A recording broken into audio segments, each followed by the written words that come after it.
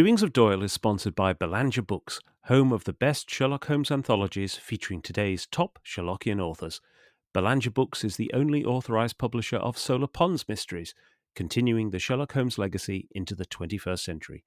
Visit them today at belangerbooks.com.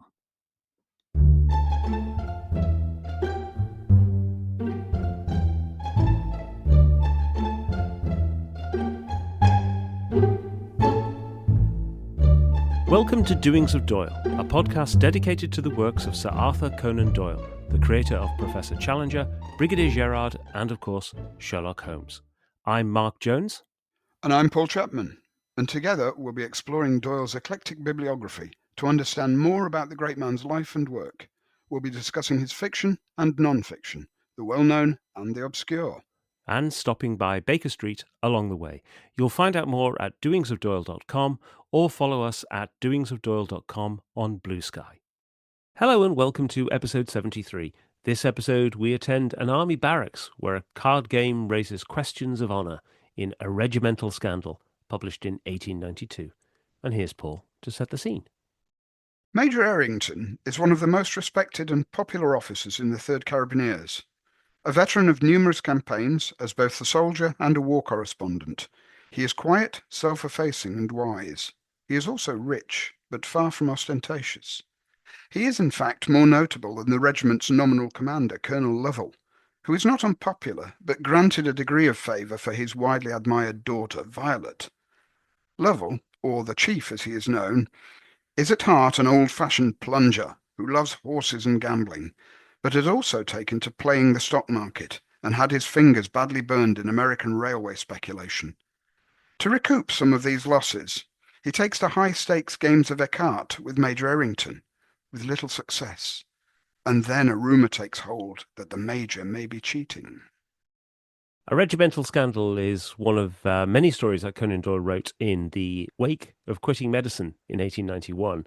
And we know that the story was written in South Norwood, where he moved in June of that year, because the manuscript has survived. It was originally titled The Major's Card and was written on a letterhead notepaper from 12 Tennyson Road. But when it was actually written is slightly harder to determine.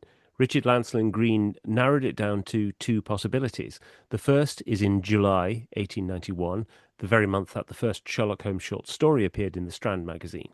And there's good reason for suggesting that might be the case, because that would be a month after the Tranby-Croft case, which we'll be talking about later.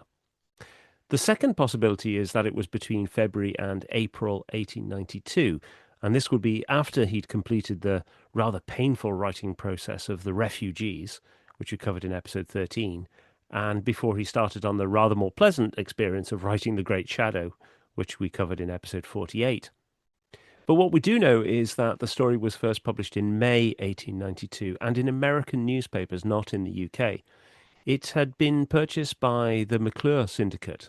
SS McClure had created the first newspaper syndicate in 1884, and he would speculatively buy up the rights to works, which he would then sell on to the newspapers. And by this time, he'd already purchased The White Company and The Adventures of Sherlock Holmes from Conan Doyle. And in March 1892, he'd approached Conan Doyle for a new long story. Now, Conan Doyle declined, but he did offer to provide several short stories. And shortly after that time, McClure listed A Sordid Affair and The Major's Card, as it was then called, which became A Regimental Scandal, in their list of publications and serializations for that month. A Regimental Scandal, though, was not published in the UK. As I said, it was not until the Gibson and Green Uncollected Stories was released in 1982 that it first appeared. And then in 1995, it became the first non-Sherlockian manuscript to be printed in facsimile form when it was published by the Arthur Conan Doyle Society, with a very excellent introduction by Richard Lancelyn Green, which I have royally cribbed today. And as the title would suggest, A Regimental Scandal throws us straight back into the military life and period that we talked about only a couple of months ago with the three correspondents. This time, though, the action takes place around the Third Carabiniers. Yeah, it's an interesting choice of name for a regiment because at the time the story was written, there was no such regiment as the Third Carabiniers. Hmm. The only regiment at the time that had the designation Carabiniers was the Sixth Dragoon Guards, but they don't have the same history as Doyle's fictitious Third Carabiniers. But by a strange quirk of fate, the Third Carabiniers did come into existence in 1928 when the amalgamated 3rd 6th Dragoon Guards was renamed the 3rd Carabiniers, Prince of Wales's Dragoon Uh, Guards, which again will have another twist as we go into this story. The fact it's designated Prince of Wales is indeed. a pretty nice historical twist. The regimental history was different because Doyle actually has his 3rd Carabiniers serving in the Egyptian campaign of Mm. 1882, the Arabi Revolt, which we talked about in the Three Correspondents Yeah. episode. The only regiments which actually served there were the Fourth Dragoon Guards and the Seventh Dragoon Guards. So he's kind of just placing them in a situation which obviously interests him and Yeah. would stay of interest. The time of the Egyptian revolt, Conan Doyle was living in Southsea in Portsmouth, and actually saw some of the build-up. Mm. So he was, involved at a remove from this. And as we discussed in the Three Correspondents, for the later, the end stage of the Sudan campaign, he was involved a little bit more directly. Mm. So all that is coming into this story, and I wonder at this time as well. Doyle had moved to London by Mm. this point from Portsmouth, and he wrote three garrison stories at about this time: A Regimental Scandal, The Colonel's Choice, and The Adventure of the Crooked Man. Mm. All of which feature, the garrison towns and army life. And the Colonel's Choice is actually set in what Doyle calls Birch's Pool, which he used several times as his disguised name for Portsmouth or Southsea. So Mm. all Mm. that's going through his head at the time of this. I think he's getting nostalgic for Yeah. that army world that he I've always believed Doyle himself was a frustrated soldier. Yes. He went for that sort of military appearance Mm. throughout his adult life. So I think he's very tied up in it. And these stories are often stories very much from the heart for Doyle. Yeah, I think so. And these are also stories where he shows a real awareness of the context and the life of these regiments as well. One Mm, of the things that really comes out very clearly in the setup of this story is the socioeconomic context of this period. So the mm, chief mm, has rather come a cropper from his speculation, and this reflected this shift that was going on in the wealth distribution around the 1880s and 90s, which was having a particular impact on the traditional military families and the landed mm, families.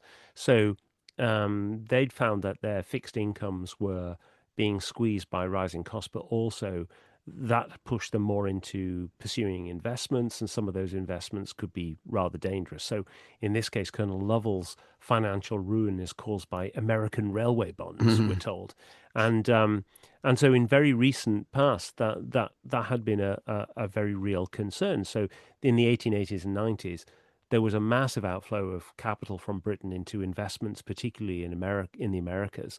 Conan Doyle himself participated in some of this, although into South Africa. And there were some spectacular failures, one of them being the Baring crisis, which is when Baring Brothers, one of the oldest merchant banks, and a name that Yes. still still of dubious memory, um, became somewhat overexposed because it had supported investments in high risk ventures in Argentina, and then there was a run on the bank, and the government had to bail them out, which then ultimately led to a cooling of that kind of South African speculation. But you also get within the context of this story, the setup as you describe of Major Errington being someone who is old money, but also not willing to show his money. Mm. He's much more careful and considerate. He doesn't want to be demonstrating his wealth to other members of the regiment. Yeah, I mean, it would be, for one thing, to be too flashy would be bad form. Mm. And also at this time, we're talking here about a cavalry regiment. Hmm. And being an army officer at this time was not a cheap thing. I mean, the army was changing at this time, and as you've alluded to, with a lot of them would be landowners.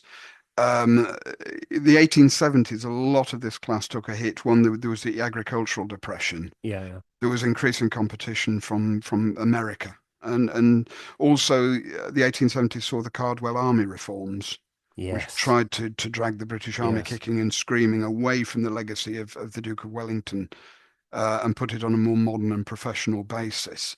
So all this is going on, but that having been said, the cavalry regiments in particular were still a bastion of the conservatism. Their messes were the most expensive. And to become an army officer still at this time, even though they were doing away with the system of purchase, it was still an expensive thing, and you had to still have a degree of private income Yeah. to be able to afford the mess life. Yes. And the numerous uniforms that you needed, there were about 7 different kits you would need, and all the additional expenses. So it was a hard life to keep up. And this, I think, is again why Errington isn't too showy. Yes. His regiment knows he's got an ease with this, Yeah.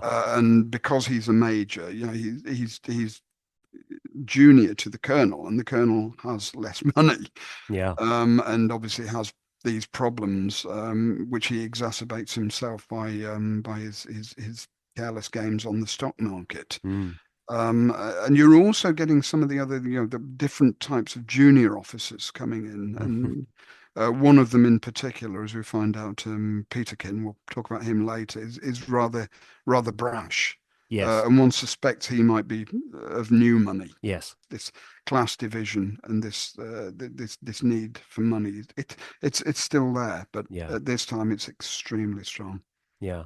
The other bit of commentary on regimental life that I was quite surprised to read in here was the description of the kind of morality within the regiment. Mhm. You kind of think of Conan Doyle as being a great defender of the regimental way of life. But in this, he actually is slightly he goes out of his way right at the beginning to talk about the regiment's morality being loose while its discipline was tight, Mhm. as though there's a kind of acceptable trade-off between being brave and proficient military types and then a certain level of lax morality that is permitted. And they talk about, being what is it, a certain personal rakishness. Mhm. But there is then this inherent professional code of honor, and there are things that you must never breach. The paying of debts, the absence of cowardice, Mhm. and fair play above all things. Mhm. But it is. I thought that was quite an interesting setup, and we'll come on to why that may well be the case here when we look at Tranby Croft. I think. Mhm. And there was also a certain level of dislike, both in the cavalry and the infantry, of the idea of professional soldiering to an Yes. extent. It's the admiration of the amateur and the professional military man. It's looked as almost as a German thing. Yes, it's true. You just think of the Crimean War in the 1850s and the hash that was Mhm. made of that, and partly because of this disdain of treating the art of war as a science of war, and just it being seen as bad form Yes. to be too professional. You have this phrase that Doyle uses about Lovell being the plunger. And Yes. this is the classic British cavalry officer who almost in the middle of we're at war, and they treat it as very very lightly. It's one way of coping with it, of course, but it's also that mentality Yes. is very strong, and you get the impression that Errington is quietly professional, Yes. and he's the one who actually really does treat this seriously, whereas Lovell is given this characterization where he's interested. It's interested in horses, Yes. and he's That's right. interested in gambling, and not to a dangerous extent, but interested in gaming and not taking or not appearing to take things too seriously. Yeah, I think that's true. And that's, let's come on to Errington, because Errington Mm, is an interesting character in that he's definitely the most professional of the soldiers there, in the sense that, he's certainly the most experienced. mm, The narrator is talking about hearing Errington talk about his great experiences and the people he's been on campaign with, and nobody else being able to compete. But also he's the wise one, isn't he? He's the quiet, wise individual within the mm, regiment that they go to if they've got problems. mm, And there's this, we're already getting this picture that the regiment sorts out its own problems. But in mm. this instance, Major Errington is the kind of arbiter. Yeah. And there's a very Sherlockian bit, I thought, when the narrator describes how they would take their differences within the regiment to Errington for it to be resolved. And then the description is this: he would sit patiently, with his cheroot reeking from the corner of his mouth and his eyes fixed upon the ceiling, listening to our details. And then would come the quick, "I think that you ought to withdraw the expression, Jones," or "Under the circumstances, you are quite justified, Hall," which settled the matter forever. It just sounds like Sherlock Holmes, doesn't it? Yes, definitely. And again that the worldliness Mm, of the man is very much there, and this comes again back to the soldiering side of him, where he's got 20 years experience, but he's also, and this brings us back to the three correspondents. mm. He also goes off as an unpaid war correspondent. Yes. Yeah. And he's obviously studying his profession. So again, this is a sign that he takes it seriously. He's Seriously. interested in what's going on in the military world. And Mm. he's evidently been doing this for a long time, because you get the sort of the wars that are hinted at. You've got he's faced Burdans. That suggests the American Civil War, Yeah. with the great Hiram Burdan and his sharpshooters, and he invented a rifle of a particular type. So this suggests, that he was out in the American Civil War either as a correspondent or as an attaché or observer. Yes. Yes. But this is 20 plus years before Egypt. So we're talking 30. So he's done this when he's young. Yeah. Yeah. And we also know from hints dropped that he's served. He talks about the Russian General Gorko, and that suggests that he was involved in watching the Russo-Turkish War Mm. of 1877-78, because Mm. Gorka was the commander of the cavalry of the Russian Imperial Guard, and a great hero of that war. Mm. He talks about being with the troops of the Red Prince in the just before the Battle of Gravion in the Franco-Prussian War. So he's out there. He's had all this experience, and we've heard all this before. Mm. Because you think of Upperton, in the main character in The Surgeon of Gastafel. He's served with in these sort of wars. He served with in the Yes. American Civil War. He served with Garibaldi, Yeah. and we also get this with the two of the three correspondents in that story, Mortimer and Scott. They've covered Mm. these sort of wars. And the interesting comment that's made in A Regimental Scandal is the fact the other officers look on Errington with a degree of awe Yeah. for having served in these European wars, which are seen as very glamorous. And he's also, those are wars which were fought between professional armies of state. Whereas there's a dismissive comment almost made about the colonial wars, where they're just Yes. up against tribesmen, and this is skirmishing by comparison. Whereas Errington has seen real war between armies, but even there's this kind of attitude at the time. General von Moltke, the famous chief of staff of the Prussian army, he looked at the American Civil War and described it as like two armed mobs chasing each other around the countryside.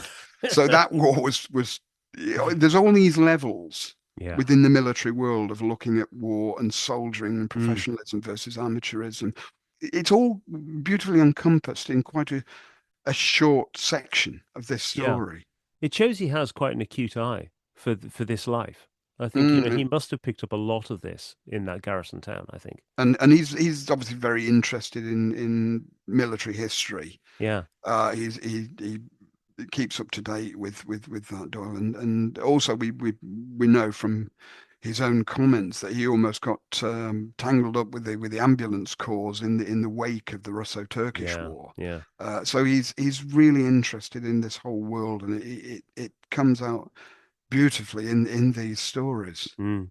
Well, the Major is I think probably the best drawn character Mm, of all of them by virtue of being, obviously at the center of attention. The Chief is rather more stereotypical, and then we have his daughter mm, Violet, another great Conan Doyle name, Violet Lovell. We have mm, plenty of Violets in the Sherlock Holmes stories, and she is the kind of classic regimental daughter type. mm. And we've had this before Yeah. as well. Well, had this before. We'll have this again. Mm. Speaking chronologically, the stories because you've got the Nancy Barclay Yeah. in the Crooked Man Yeah. and being she's the focus of attention for a lot of the regiment, and then obviously the between Barclay and Wood. Yes. That theme will come out again in that story. And you've also got the three stories that I've mentioned there. This one, Colonel's Choice, and the Crooked Man. You've also got the colonels are all flawed Yeah, they to are. one extent or another. So you've got Barclay is he's got this very dodgy past, Yeah. and he's also risen through the ranks. So he'll have had a struggle all the way. He'll have had financial struggle and a social struggle. You've got the colonel in the colonel's choice. He struggles. He's flawed socially. He's a very good Yes. soldier, but he's out of his depth Yes. when he marries and ends up in this strange situation of not quite being cuckolded, but not far Yeah, off. yeah. And then you've got this colonel who's obviously a very straight character, but he's got this flaw when it Yes. comes to money. So you've got all of that is going on here. And well, Conan Doyle has it in for colonels, doesn't he? I mean, Oh, absolutely. Sebastian Moran is another Yeah. one. Well, I And think we'll discuss him in due course we will. on the And show. Moriarty's got a brother who's a colonel, Yes. hasn't he, as well? And there's also Colonel is it Valentine Walter Yes. in Yeah. Bruce Partington plans. Yes. So Yeah. yeah. Colonels are always a bit dodgy, I think, in Conan Doyle's world. So that's the scene set really with the cast of characters that we have. And the story really kicks off around the playing of écarté one evening. And something has changed in the Major. And we hear that there had been a time when he, the Major, had refused to play for money at all. Now he closed at once with every challenge and even seemed to goad his opponent onto higher stakes still. And he played with the air of a man who was anxious about the game, too anxious to be quite good form, considering that there was money upon the table. He was flustered and unlike himself, and more than once he misplayed the cards completely, but still luck was absolutely in his favour, and he won. So he's doing well at the table, but there's something not right about his behaviour at this point. And this is when we get the introduction of a really interesting character who you just mentioned before, Paul. This is Second Lieutenant Peterkin. And we're told Second Lieutenant Peterkin was young and small and newly joined, but he was as keen as a razor edge, with the wits of a racing tout of 50 crammed into a boy's body.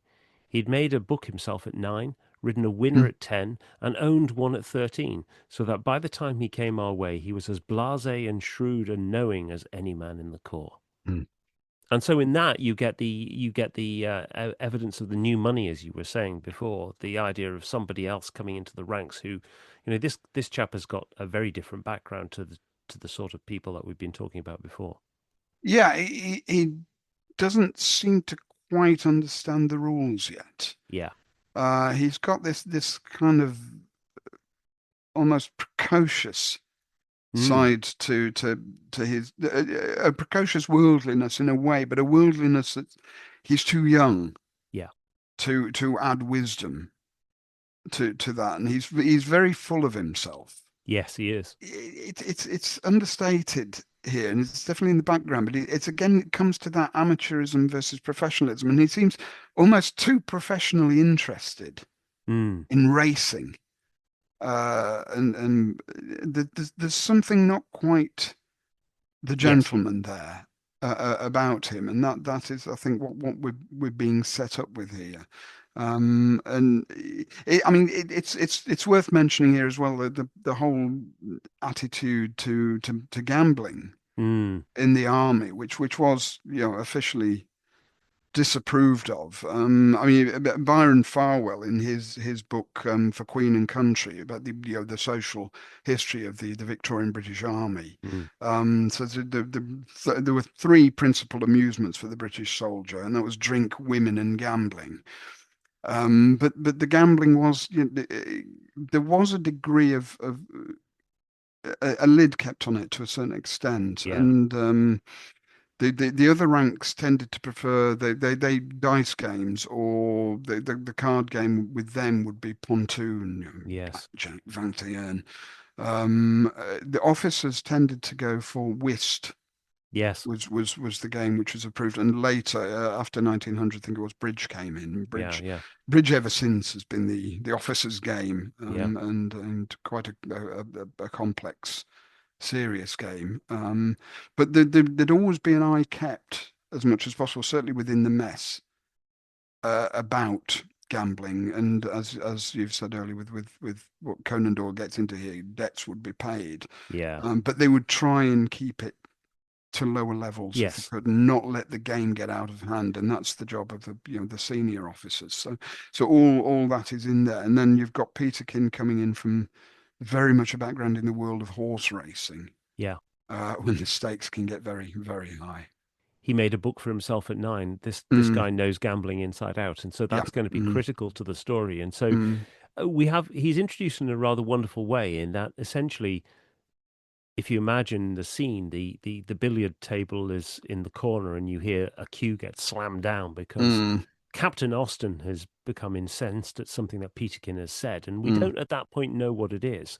But Captain Austen says, well, he'll check this out that evening. mm, And the next morning, everything comes out. It turns out that Peterkin thinks Errington is cheating and told Austen, who was absolutely incensed. But Austen now confirms that he thinks there is something up as well. And now they decide that they are going to um, let the chief know their view of the situation as well before there's another chance that a card game can be played. mm. This is very much that world again. We will sort this out between gentlemen, Yeah, and it that's will be right. done quietly Yeah, and with decorum. yes, absolutely. Mm, So we then get another card game, and this is where the colonel this time spots that the major has hidden a card underneath his sleeve, I think it is, mm, um, and calls him out there and then. At which point the major is absolutely incensed and walks off.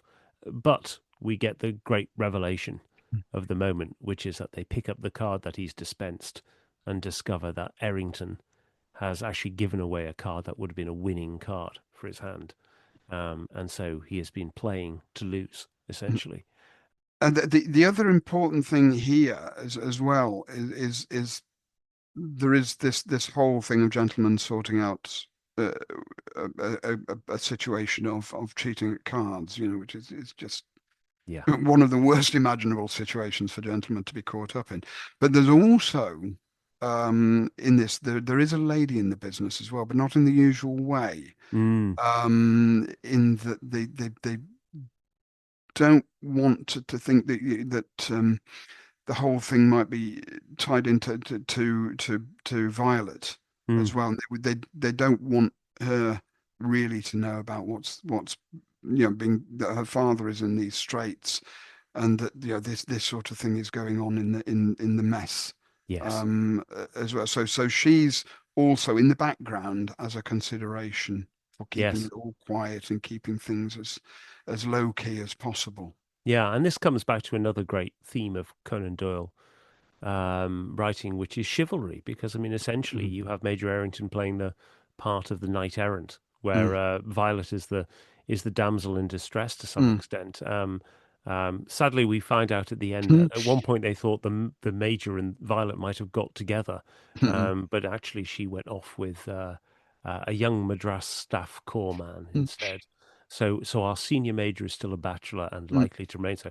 I mean, I have to say, he must have been a lot older than she was as well. If you think about him serving in the American And Civil War, exactly, yes. so there might have been that So too. he will have been born somewhere in the 1840s, probably. Yeah, that's Mm, right. So probably quite a big age difference there as well. I Mm, think, but also, so in addition to that kind of that old chestnut of chivalry mm, appearing in the story, you've also got, this also reflects a bit Conan Doyle's view of sport generally as well. This idea of the kind of almost like the purifying role of sport, the idea that, through sport you learn how to play fair. mm, And mm, obviously his view was that um, in teaching that through sport, you were benefiting the whole nation as well. mm, And another, I think, theme that comes out of it is this tension between um, knowledge and wisdom. You mentioned before that mm, Peterkin is not particularly. He might be kind of smart, but he's not. mm. He's not wise. No, he's again very interesting key character in this. He's one of these things, Doyle's genius at showing character in just a few brushstrokes Yeah. with this. And you've got the kind of the cocksure side to him, the worldly wise to an extent, but not wise Yes. Yeah. in the ways of the world, Mm. if you like. And you also get an almost unwritten sense of this character. If he'd gone to the bad, this would have been a tout in the making. Yes. If he'd not been Yeah. in the army, if he'd gone into the racing world, that he would probably have come a cropper somewhere. Yeah. No, Mm, I think that's a fair point. mm, I think the other thing that's interesting to think about is, I mean, ultimately, this is a rosy depiction of the army. What mm, happens at the end is that the colonel's shares come good, so he's okay as mm, well at the end. The major doesn't get married, but he's, you know, honor is satisfied in that respect mm. as well. And Conan Doyle seems to be a bit more optimistic about his view of the military than, say, somebody like Kipling, who I Oh think yeah, mm. reflects much more flawed reality as well. And Kipling is also far more interested in the other ranks. Yeah, that's He true. doesn't show an enormous level of interest in the commissioned ranks. He's more interested in Tommy Atkins and that world. Mm, But as you say, that there's a lot of Kipling's a real mix. There's an awful lot of cynicism in him. But you do get, I mean, with the poem Tommy is the classic yeah, example yeah, of this kind of almost idealized view yes, of the British private soldier and the absent-minded beggar and yeah, all those sort of poems. But it is a darker view, yes, definitely. But having said that, you also with what I keep referring to almost as the two companion pieces to this, they have darker yeah, elements. they definitely do. I mean, obviously, very obvious dark elements with the Crooked Man, and under the surface, Mm, more so with the Colonel's choice. mm, And again, the kind of the vague moralities, and it's that the Colonel's Choice has it's a very melodramatic conclusion, but mm, there's some quite subtle yes. storytelling going on throughout the story. So military morality is something that for some reason is very much in his mind in 1892, 93.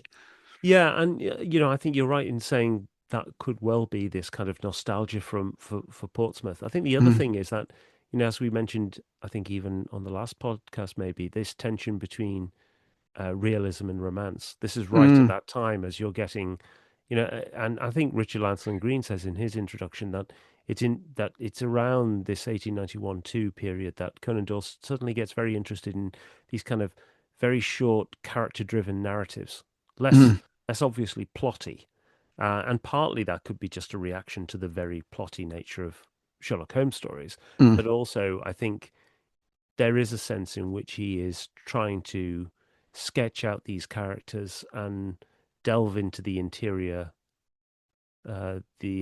thoughts of of mm, of the likes of Errington.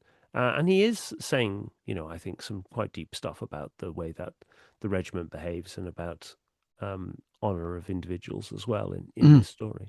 mm, So, A Regimental Scandal is a slight story.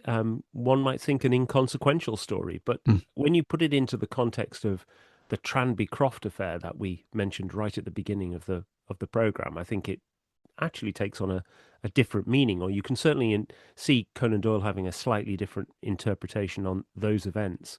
So the Tranby Croft affair, also known as the Royal Baccarat scandal, erupted in the late 1890s, early 1891, and it really centered around allegations of cheating at a card game that the Prince of Wales, Edward, the future Edward VII, was at a place called Tranby Croft near Anleby in Hull.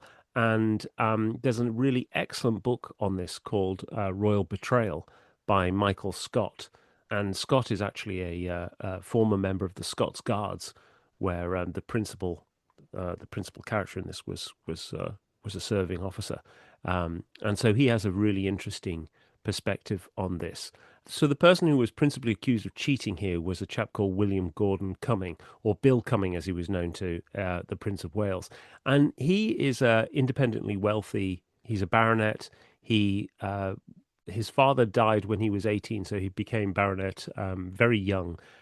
He bought his commission into the army, and a bit like the kind of characters that you were talking about before, Paul, with Major Errington, he's someone who has got money, he can afford to buy his commission, and he then travels the world and takes part in several campaigns. One of his principal campaigns was that he served in South Africa during the Zulu War in 1879. And while he didn't see action at Rorke's Drift, he did actually have a rather grim part to play in the history of that conflict. The heir to the French imperial throne, Louis Napoleon, who was known as the Prince Imperial, died in an ambush during that conflict, and it was William Gordon Cumming who found his body and brought it back. After that, he served in Egypt in '82. He was actually part of that famous Camel Regiment that failed to rescue Gordon at Khartoum as well a bit later. And then the story gets a little bit murky while he's in Egypt as well. So Michael Scott describes how in Egypt he met Kitchener, who was then the head of military intelligence, as we talked about when we covered the three correspondents. And he also got to know a chap called Alexander Tulloch, who was Garnet Wolseley's head of intelligence as well. And Michael Scott suggests that Cumming was kind of on the fringes of the intelligence community. He wasn't a spy as such, but where he went, he was sending back information as well. He was certainly part of that kind of group. But he was also enormously wealthy. So from the age of 18, he'd inherited an estate with an income of about 60 to 80,000 pounds a year, which is roughly sort of 10 million pounds today. And that meant that he was readily accepted. He also built up quite a quick reputation for himself. So in 1890, the Sporting Times described him as possibly the handsomest man in London and certainly the rudest. And he was known as a member of the Carlton, the Guards, the Marlborough, and the Turf Club, so all the big clubs, where he traded racy stories of his life. And really, you get the impression of someone who is, a brave professional soldier, but also one who is a womanizer, a risk taker, someone who plays fast and loose, I would say. He was also a personal friend of the Prince of Wales. The Marlborough Club was really the Prince of Wales elite set, and one of the things I think is important context to this, and Michael Scott brings it up quite nicely, is that the Prince of Wales was known for using his friends' houses for assignations, and one of his particular favourites was a woman called Daisy Brooke, and Edward went round to Gordon Cumming's house early in 1890 with the intent of meeting up with Daisy Brooke, but found that she was already occupied with the owner of the house, and then left somewhat chastened. So Bill Cumming is a really interesting figure, and he's representative of a certain type of military personage, and you can imagine him coming out of this kind of story. I mean, he's very much of a type, certainly, and you've already touched on things which are going to help in the scandal that we will discuss and bringing him down. And one of them is this kind of superiority and rudeness. Yeah. People will have a grudge against you for that, and he because he was very superior in that way, and there's a degree of arrogance, but it's a difficult one to pin down, really, because he's brought up in a world of entitlement. As you Yes. say, he comes to this at the age of 18, which is not the ideal time, really, to come into an estate of this kind. He would have been the sort of person who would wonder what people are making a fuss about at Yes. times. and not be able to look at the world from another perspective with great ease. Yeah, I think Mm, that's very fair. mm, So the actual scandal all takes place in this place called Tranby Croft. And Tranby Croft was this estate on the outskirts of Hull in a village called Annalby to the west of Hull. And the owner was one Arthur Wilson, who was a shipping magnate. He'd bought the land in the 1870s and then had built this enormous 60-bedroom house, which actually survives to this day. It's an independent school. But he really kind of arrived in the Prince of Wales set in March 1889 when he was invited to join the Marlborough Club as mm, well. Tranby Croft was going to host the whole party, including the Prince of Wales, around the St Leger race meeting at Doncaster in September 1890. But the whole name Tranby Croft has gone down in history as being synonymous with this affair. In fact, in Moonraker, mm, M turns to Bond when there's the allegations of cheating at cards and says, "Oh, it'll be Tranby Croft all over mhm. again." And it's very interesting that you picked up on that, Mark, as well, with showing that Ian Fleming was very familiar Mm. with the Tranby Croft affair, and just near to Anlaby, where Tranby Croft was, there is somewhere else, a place called Drax. Yes, indeed. And this is the name of the villain in Moonraker. So you do wonder, had Ian Fleming got out a map Yeah. and taken a liking to the name Drax and put that onto his villain. Yeah, it's a good Mm. shout. It's a good shout. So the royal party has descended on Tranby Croft, and one of the things that's quite interesting is that Bill Cumming was not one of the original invitees on the list. It seems like he was added a bit later, and there is a suggestion that this is because Daisy Brooke couldn't make it. Mm. She'd had a death in the family, so she couldn't make it, and Michael Scott very funnily says um, that when you look at the rest of the people who were attending, they weren't the most exciting, and so they wonder if they invited Bill Cumming along to kind of liven up the party. Well, he certainly did that Yes, unintentionally. unintentionally. So they've all arrived here for the St Leger in September 1890. The first evening, there's a game of baccarat suggested, and baccarat is important because we were talking before, Paul, about the card games and what was accepted in the army, but baccarat was outlawed, wasn't it, at this time? Yes. Yeah, it's because it was regarded as a game of chance rather than a game of skill. Mm. So therefore was frowned upon. Queen Victoria herself was very disapproving of the game, unlike her son, who had his own private baccarat chips done with the Yes. Prince of Wales feathers in gold on them. So he was very keen on it. But we will mention this again. But one of the other people who was at this party, ahem, was no other than Sir Harry Flashman. He's not mentioned in the history books for No, some funny reason. that. He's overlooked.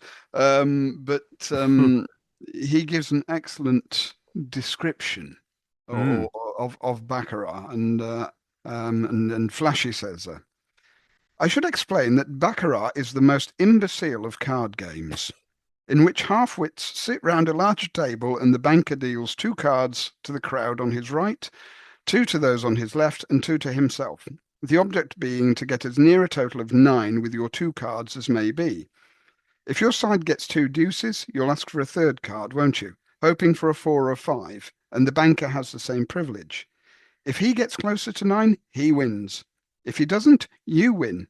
Endless fun, my dear, assuming that you can count up to 9. And if it don't rival chess exactly, at least its simplicity it leaves little room for sharp practice. And that's a very important comment as well, the last one, Indeed. with regard to this. But yes, it's not a game. I mentioned earlier, bridge No, it's not an became the army intelligent game. officer's game, and that really does require a great deal of skill. Well, I think the other thing about it is that as baccarat being illegal is one thing, but Mm, also the fact that the prince was known and certainly was known after this to be playing baccarat, but mm, also the fact that it basically is a complete game of chance. It's not mm. there's no real skill involved in it. That doesn't reflect very well on him either. No. So on that first night that they play cards, one of the junior members of the party, Arthur Wilson's son, Jack Wilson, he spots some odd behavior from Bill Cummings, and he eventually shares that information with another member of the party, who is Levitt, who is a junior member of Cummings' own regiment, the Scots Guards. And he goes on to tell another couple of people there, a chap called Lycett Green, who we think probably had a bit of a disagreement with Bill Cummings anyway. And he also tells his mother that he thinks that there's been cheating. And all these people really just want this problem to go away. No. But it doesn't go away. And they decide to watch Bill Cummings closely on the second night. So the second night, a game is played again. This time, Bill Cummings is up by £100, mostly won off the Prince of Wales. And at this point, they're convinced that Bill Cummings is cheating.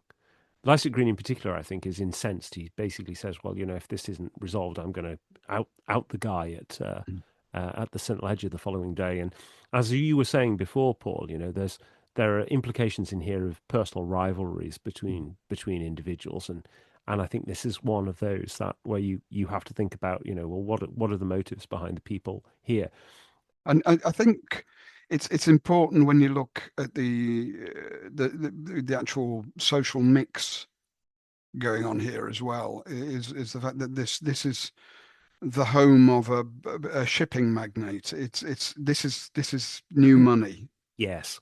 So there's a mix of old money and new money going on here, and old attitudes and new attitudes, and people who don't quite know the social game. Yes. And I think that's very important to what goes on at Tranby Croft. If this had been at a purely aristocratic house party, Ah, it wouldn't have got out. yes. Yes, there is a sense of a kind of offended morality Mm, from people who are not part of that world or are only recently to that mm. world. And and that certainly plays out then on the third day, the third night. Before they could get to playing the card game, Bill Cummings is confronted by the Prince of Wales' two courtiers who've now heard about this, Williams and Coventry. And he insists on his innocence, and he's doubly frustrated by the fact that the people who are alleging that he cheated are Mm. not the people who supposedly saw the incident. So Williams, Coventry, the Prince of Wales, none of them saw Bill Cumming cheating. It's actually these more junior members of these party who had spotted it. But there's a lot of smoke around this, and this is where I think a critical error is made on the part of the royal party, Mm. in that Williams and Coventry get Cumming to sign a statement that basically says he will stay off playing cards on the understanding that everybody else will keep this secret. Yes, it's a piece of dynamite. Yeah. Essentially, as I say, the way this should have been sorted out is just between private discussion. Certain things would be agreed, and it's also that whole setup with the Prince of Wales, Edward, is his presence is completely central to this. That's another. It wouldn't have blown up so much if he hadn't been Yes. there.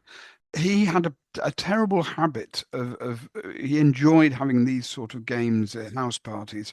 um, it was a way of getting money out of his friends. Yeah. In many ways, he'd proposed these games, and it was a way for him to get pin money. Yeah. Yeah. It's true. And it was resented by a lot of people within that world, because what was nothing to the Prince of Wales was a lot of money Yeah. to a lot of these people. Mm. £200-300 would be just pin money to Edward, but even to some of the aristocrats, this is a significant sum. Yeah. So there were resentments built up around this, and there is talk at the time of some of these people in his set saying, "Well, of course we cheated, Yes. because we didn't want to get diddled out of the money by the prince." So Yeah. this world's all Yeah. going on, and that's again the accusers, the young men, don't get that. They don't Yes. understand the setup. But once that document is there, you've got signatures, you Yes. have got a piece of dynamite. Yeah, that's right. And Mm. so the next morning, Bill Cumming leaves, and it's some months later. I think it's January 1891. He's in Monte Carlo, as you are as a well wealthy baronet, and and he discovers that some of the casinos are closed to him, and he realizes that the secret is out. Mm. He gets in contact with Williams and Coventry. He then starts to get a bit more of a sense of what happened. And nobody really knows quite how the secret got out. But, the American press felt that it was actually Daisy Brooke, Mm. because it turned out that after the St. Ledger, the Prince of Wales met Daisy at York Station, of all Mm. places, not very far from where we are now. Mm. And so Daisy Brooke had the nickname Babbling Brook because Mm. she would blab so much. But that is not what really I don't think that's what happened. I think what actually happened is nearer to an account that was given by one of the members of this house party in the 1940s, who said that this was an enormous house. It was 60 bedrooms. Mm. There were lots of people in this room. There are suddenly conversations going on behind closed doors, and people behaving differently towards each other. And then Bill Cumming leaves on the Thursday morning, and he already had a reputation of being a bit of a shark, and I think people put two and two together, and that's eventually what leaks out. But Mm. either way, leak out it does, and at that point, Bill Cumming is faced with ruin. He could be dismissed from his regiment. He would certainly be dismissed from his clubs. And so he goes on the offensive, and he accuses the Wilsons and some other people there of slander. And now we get to the next bit, which is the famous trial. Yeah, and this is it's almost an age of great trials. Mm. This period. We've got this in 1891. We'd also had not long before this the Charles Parnell, Kitty Oof. O'Shea case, Mm. which had been a real, it had the yellow press and the public had lapped that one up, Yeah. with the trouble there. And Oscar Wilde actually went along to watch that one. So then you've got this in 1891, and then talking of Oscar, 1895, you've got the Oscar Wilde trials, which Yeah. are again, there's a real taste for this kind of thing. We've got, because this is where the tabloid press are really taking off at this period, and Yes. this is real. This is they lap this up, Yeah. as do the public, and this is another reason why you think with Tranby Croft why this piece of paper and keeping everything quiet, Yeah. there would have been this worry, because this is the cultural atmosphere at the time as I say, the great trials, the great lawyers, the lawyers as personalities Yes. at this time. Yeah. It's all there in the air, and the Tranby Croft scandal was almost just tailor made for this sort of public circus. Yeah, and you're right to mention as well the journalists at this point, because this is the great age of W.T. Stead, Mm. the great pioneering sort of tabloid journalist. Mm. He sort of brings in the sort of tabloid treatment of the news, and he absolutely has it in for Edward, Mm. and doesn't miss any opportunity to have a pop. And so this scandal, as it erupts, is just grist to the mill for the likes Mm. of Stead. Um, Before we get to the trial, there is obviously the royal party, the Prince of Wales party, tries to keep this out, tries to get an out of court settlement, and Mm. it just doesn't work. In fact, before they try an out of court settlement, they try a couple of underhanded means. The first is that they go to the Scots Guards and try to have Bill Cumming kicked out, but the guards, a bit like we were describing before, the kind of Mm. morality of the regiment, they basically say, well, he's got a case, it should be heard first. Mm. And so they basically say, well, we're not going to take action until, something is heard in open tribunal, as it were.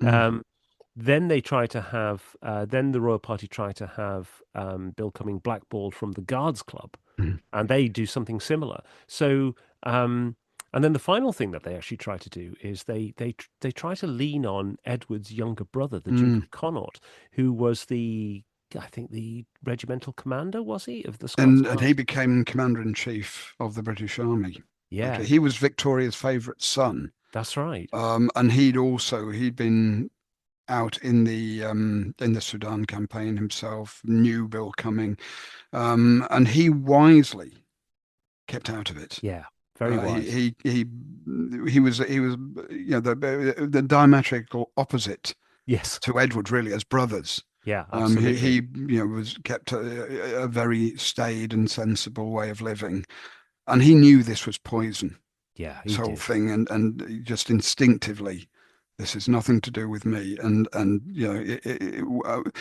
a wiser, if he'd been more involved behind the scenes, perhaps earlier on, a Oh, wiser head. yeah. I mean, first of all, he probably wouldn't have played Baccarat in the first place, but No. had he been there, Mm, he would have sorted this out, I'm sure. mm, mm, Um, and then enters into the story somebody else on the prince's side, and that is a name we're familiar with. That's Sir George Lewis, who mm, we covered when we talked about the illustrious client. He's the legal fixer, as mm. it were. The James Damery Yes. is the equivalent. Mm, And he started to prepare the case for the defense because, of course, the prosecution is Bill Cummings' case mm. against the Wilsons. And when we get to the trial room, the court is presided over by a really interesting character called Lord Coleridge. Well, Coleridge is, yes, and he's related to the Coleridge Mm. somewhere down the line. But interestingly for us here, he was an unexpected early fan of Sherlock Holmes. As Conan Doyle informed his mother in, I think it was October 1890.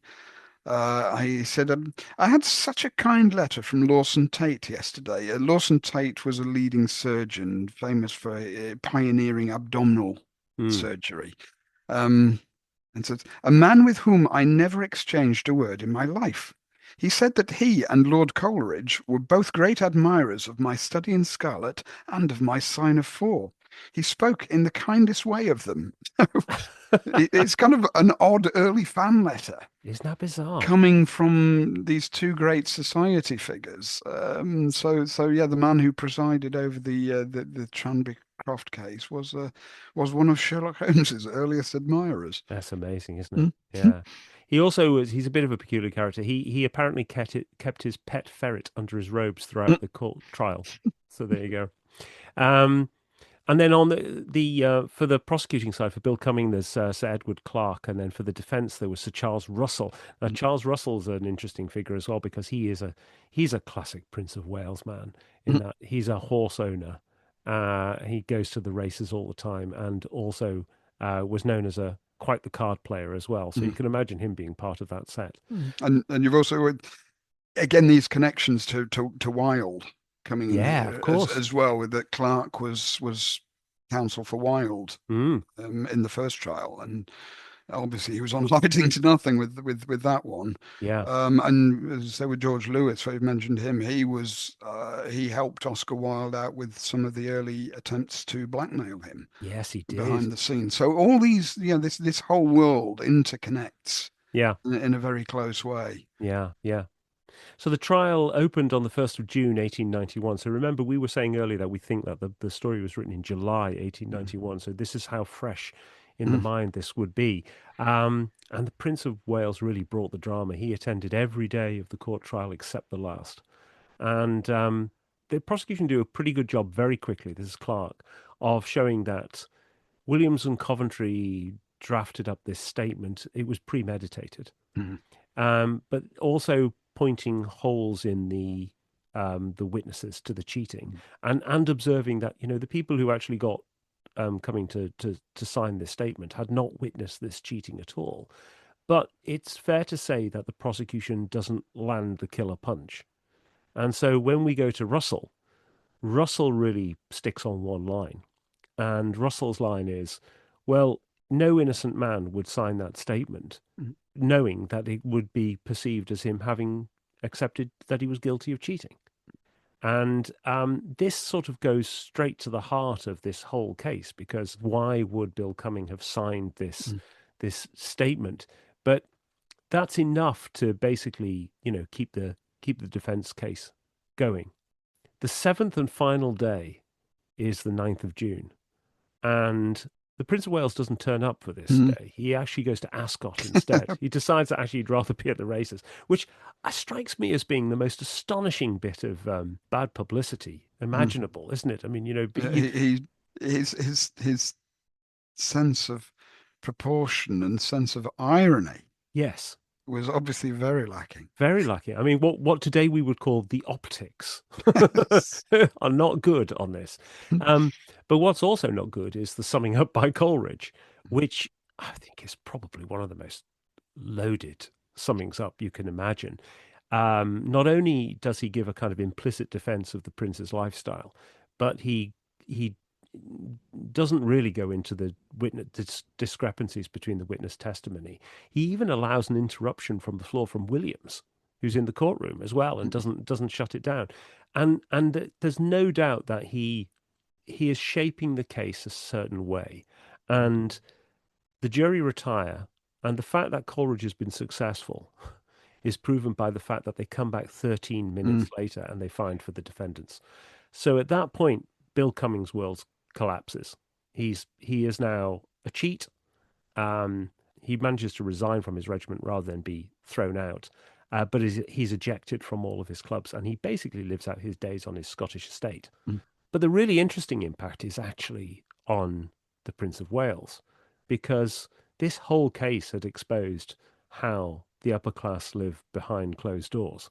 And with people like Stead being ready to really jump on this as mm, well, it was an enormous story. In fact, when the news broke while the Prince was at Ascot that Cummings had lost his case, the Prince of Wales carriage was booed.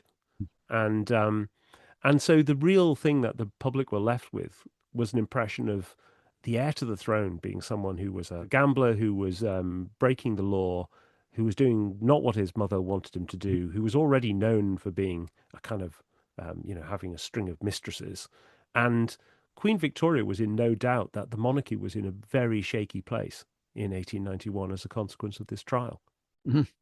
It's a difficult one because there's some people almost cheering Edward on Yeah, you get that because of too. that personality. So there's a real mix of opinion going on here. Mm. You've got real problems at this time as well because you've got Edward and you've also got the heir to the throne, or obviously the heir presumptive after him, Prince Eddie, Oh yeah. also having a name for various things. So you've got this whole line is threatened, and Victoria was probably right. Mm. It is a very dangerous moment for the monarchy, and this is a kind of odd thing that could tip the balance. A card Mm. scandal that shouldn't have come into the public realm in the slightest Yeah. becomes a major scandal and becomes a political issue Yes. as Yeah. as as well as well as an issue of justice. And I mean, another thing that happened in the trial where you were talking there about Coleridge and his biased summing up, and there was quite a lot of that went on at trials at this time as well. You have Yes. to think of the trial of Mrs. Maybrick for Yes. murder. Yeah. That was another one. Um, but the finest speech was that given by Edward Clarke Yeah. Yeah. in Bill Cummings' defence, and Mm. Clarke was so proud of it, he had it published Yes, he did. on its own. And really, his speech should have swung it Yeah. the other way. But there was so many outside pressures going on here that it's one of those things where you don't envy the jury Yeah. their Yeah. job in this one No. at all. But it's a little encapsulation of Yeah. of the time, and like so many trials, they do represent the mood, and this Yeah. really does. There's a great little insight on the side of this about how Edward was feeling about this as well. He was Mm, definitely shaken by this whole mm, experience. There's a wonderful detail in the memoir of one of the great 20th century ghost story writers, Fred Benson, E.F. Benson. mm, In his memoir, As We Were, he talks about the Prince of Wales at the height of this, confronting his father, who was Archbishop Benson, Archbishop of Canterbury. And Edward was thoroughly annoyed that the press were having a go at him as a gambler and a rake, mm. and felt that Archbishop Benson was the one who was stirring this up. And certainly Archbishop Benson disapproved. No, he would definitely have disapproved of the way that Edward lived his life. And yeah, I mean, you mentioned Fred Benson. I mean, the Bensons themselves were, they were They an were an odd odd family. family, and there were a lot of morality issues with them. And you mentioned, you said there with EF, Fred Benson was a great ghost story writer, and of course he also wrote the Map and Lucia books, Yeah, which he are, did. wonderful social parody and comment in Mm, themselves about the way a certain class of person lives. yeah, So, Fred would have been watching this with fascination. yeah. So when you sort of take all this into account and then look back at Regimental Scandal, I think you get a slightly different sense of what Conan Doyle might have been writing about if he was writing this in July 1891. Mm, Conan Doyle probably felt that this was a miscarriage of justice. mm, And, Michael Scott certainly heavily hints that, the case of cheating against Bill Cumming is certainly not proven. But you also get lots of these little connections going back. This idea about regimental life being mm, a bit fancy free, but also guarded by its own strict code of ethics. You get that coming through in the case. Um, the major in the regimental scandal is would be damned in public eyes for cheating, but actually mm, he's doing something honourable. And this goes to the heart of, I think, what Conan Doyle would probably have thought was actually happened in Tranby Croft, which is that Williams and Coventry had worked on Bill Cummings to basically sign this statement, even though he hadn't cheated, because they'd impressed on him the duty to basically keep it quiet for the prince's sake. mm. And And the prince is there at the centre of all this very much, and it was probably chosen to be baccarat because the prince wanted it to be baccarat, and yeah, that might come back to the kind of because it was a simple game, and oh, true, and true. had that, and you've got this very much. I mean, I'm in no doubt at all once we read into Tranbycroft that this is a comment.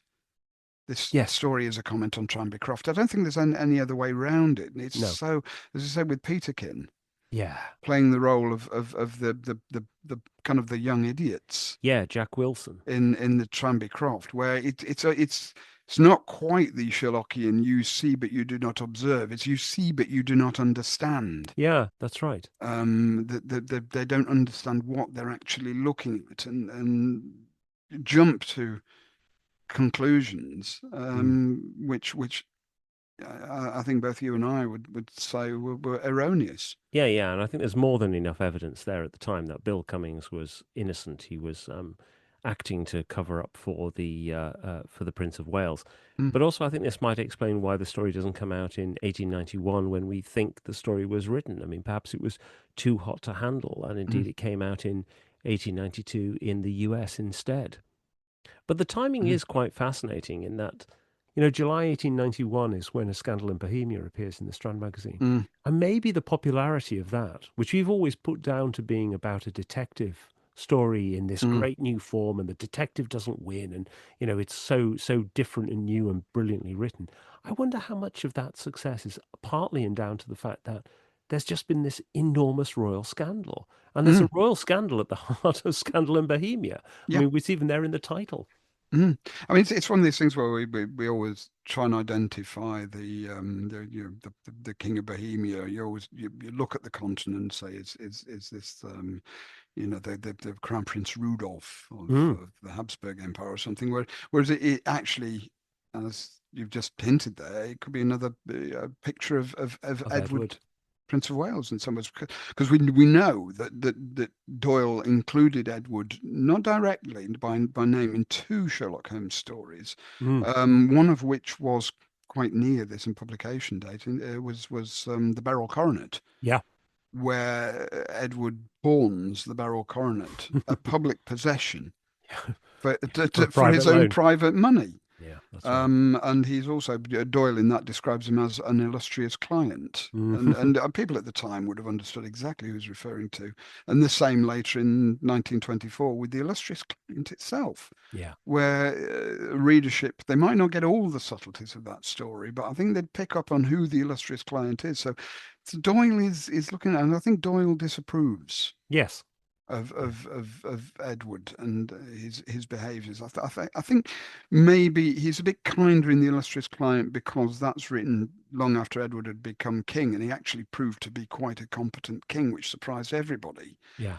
But partly he was a good king because he was so worldly wise and because he Yes. knew the ways of the underworld as well Mm. as the great court life. So all that is coming in, and Doyle is an observer Yeah. of this. He's somebody who is, he keeps up to date with current affairs. He's not a writer who lives in some sort of garret and misses the world. No, that's right. Mm. And you don't need to take our word for it that Bill Cummings we think is innocent because Flashman agrees. Absolutely, yes. If you, I mean, Flashy was there. He gets it. It's the whole thing about that this was Bill Cummings' system, yeah. that he had his own system of playing baccarat, and there was there's a lady in the case as well. Yeah, this is from Flashman and the Tiger, which came out in Mm. 99, and that consists of three stories, the second of which is called The Subtleties of Baccarat. If you haven't read it, you really must, for the simple reason that the other stories include a certain Dr. Watson, Colonel Sebastian Moran. So, And speaking of Sebastian Moran, another card case mm. with the affair with Ronald Adair, but of course Colonel Moran takes far more drastic approaches to threat of exposure for his cheating. Just simply takes out the individual who's about to name him. So that brings us to the end of this episode on A Regimental Scandal. If you want to read the show notes, you can find them at doingsofdoyle.com, and you can also find out how to become a patron or supporter of the show at the website as well.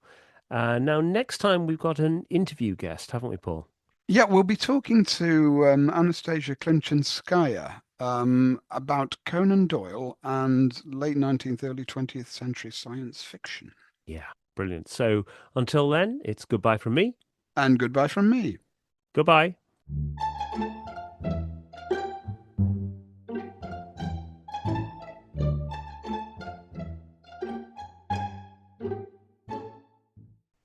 One of his principal campaigns was that he served in South Africa during the Zulu War in 1879. And though he didn't see, I can never pronounce this. Urundi was No, his. Isan, Oh, it's Antwana. It's kind of Isantwana. got a click in. It's Antwana. It's Oh, got right. that kind of. Isantwana. Okay. It's Antwana. It's got a. That's Twana. it's Where's the Antwana because there's an L in it. It's Andalwana. It's because it's there's a wonderful Isan? that moment with Denham Elliott where he can't get it in Zulu Dawn. It's Andalwana. It's Antwana. Isantwana. It's I can't, Antwana. I can't say it. No, I'm going to cheat on this now. One of the places that he saw action was actually in South Africa during the Zulu War in 1879. Now, he wasn't there for the famous Rorke's Dwift. Dwift? Oh dear, it's After one all of of those that. days. After all of Walks that. Drift. Rorke's Dwift. Well, you're sounding like a proper plunger now. Oh, Hey, hello. old man, it's Walks Drift. Well, Rorke's Dwift, my goodness. Oh, God. I'm ready to move out, Colonel. My lord, we're prepared to move onward to your destination, Colonel. Is St. Luana. 4 miles further than that tallest hill. Follow the track, and it will lead us to the slopes of the mountain. St. Luana. Yes. St. Luana.